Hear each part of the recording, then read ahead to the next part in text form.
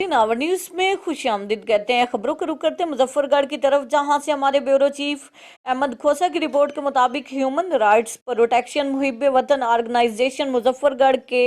ضلعی عہدیداران کی ٹیم، جن میں ملک اویس بدھ ضلعی صدر، عطا حسین نائب صدر، اب نواز سرمد سینئر نائب صدر، ریاض حسین جنرل سیکرٹری، محمد رفیق جوائنٹ سیکرٹری، ساجد حسین فنانس سیکرٹری، مجاہد حسین سیکرٹری اطلاعات موجود تھے۔ چوک قریشی میں قائم دفتر اعلان شہر کا وزٹ کیا اور کرونا وائرس سے بچاؤ کے بارے مل جل کر عوام میں آگاہی مہم چلانے اور SOPs کے بارے بریفنگ دینے کا فیصلہ کیا گیا۔ اور روزنامہ اعلان شہر کی ٹیم، جن میں bureau chief Ahmed Khosa, deputy bureau chief Muhammad Saleem Sahrani, tehsil bureau chief Asif Amin, crime reporter Jamshed Sahrani, reporter Qalandar Chandia, news reporter Nadeem اور محمد نوید کے علاوہ بدھ سٹی نیوز کے CEO